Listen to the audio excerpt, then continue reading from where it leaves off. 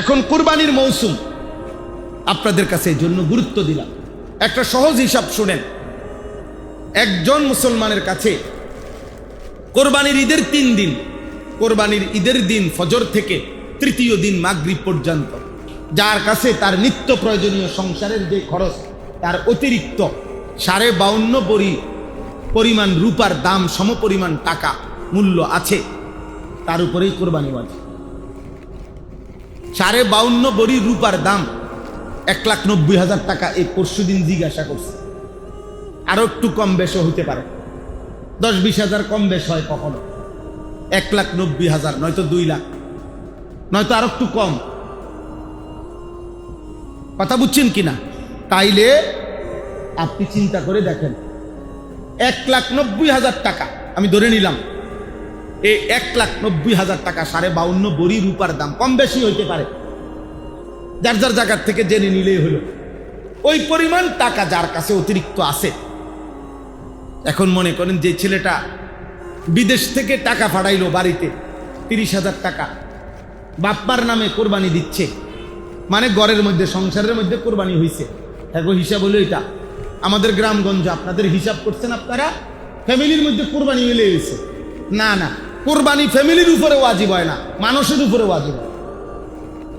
কথা বুঝেন না? কোরবানি কি ফ্যামিলির উপরে কি হয় নাই?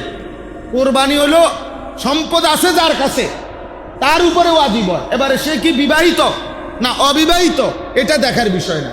সে কি সংসারে এক লগে নাকি ভিন্ন ভিন্ন, তারা কি চারো ভাই এক ঘরে খায় না আলগা ঘরে খায়, এইটা দেখার কিছু না।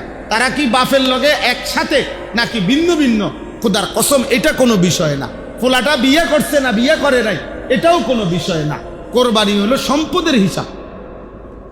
তাহলে এখন বিদেশের ছেলেটা মনে করেন ওই বিয়েও করে নাই, ধরে নিলাম বাড়িতে টাকা পাঠাইছে 30,000, তো তার বাপের নামে মার নামে কোরবানি হয়েছে, ভালো, বাপ মার কোরবানি সে সহযোগিতা করছে, সে তো সারা বছরই দান করে, মা বাবারে হাদিয়া দেয়, টাকা পাঠায় বাড়িতে, তো এখনো দিছে, বাপ মার খেদমত করতে হবে না?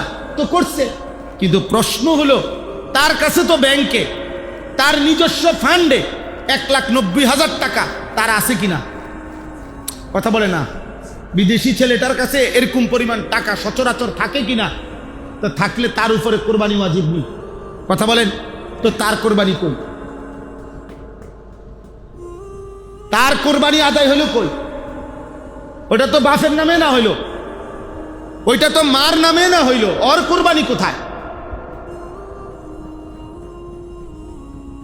4 ফুট একসাথে খায় সংসার বাপের লগে, এখনো একজন ঢাকা একজন কুমিল্লা চাকরি করে, একজন বাইত কাম করে, মনে করেন সবারই আয় আছে, ও মিল্লা টাকা দিছে, তুই 15,000 দে, তুই 10,000 দে, আচ্ছা তুই ঠিক আছে তুই ছোট ফুট 12,000 দে, সব মিলাইয়া টাকা 30,000 মিলাইয়া 40,000 মিলাইয়া তার মার নামে কোরবানি দে, তার বাপের নামে কোরবানি দিছে, সবাই মিল্লা গোস্ত খাইছে, এটা নিয়ে কোরবানি?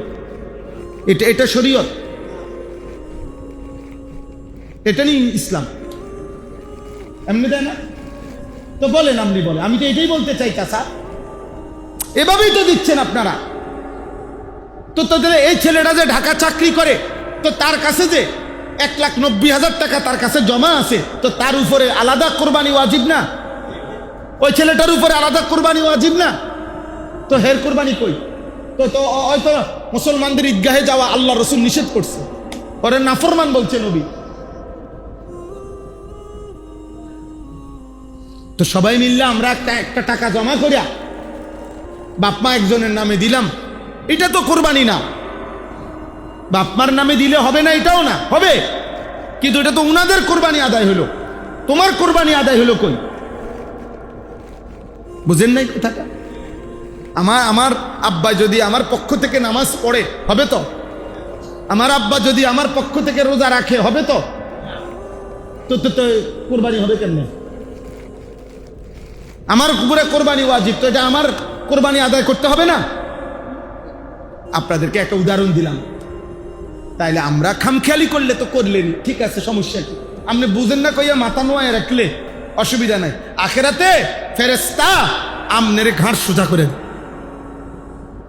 কোরআনুল কারীমে স্পষ্ট আছে, সূরা ইয়াসিনের মধ্যে সূরা ইয়াসিনের শুরুতে, এক মিনিট, এই দেখেন, ইন্না জাআলনা ফি আনাকিহিম আগলালান ফাহিয়া ইলাল আযকানি ফাহুম মুকমাহুন। এটা পারেন না অনেকে? সূরা ইয়াসিনের আয়াত।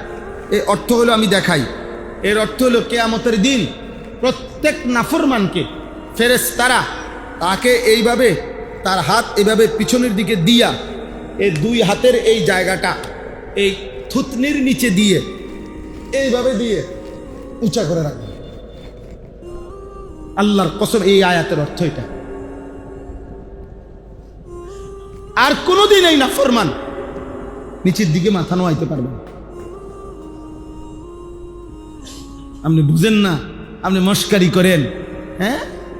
এটা আপনি দুনিয়া না, আমার লগে আপনি ল্যাপসেপ দিয়া লাইলেন, আও হুজুর মাইতেন না চাই, এত ফেসালিট যাইয়েন না, হ্যাঁ তো ঠিক আছে, হুজুর থামিয়া গেল।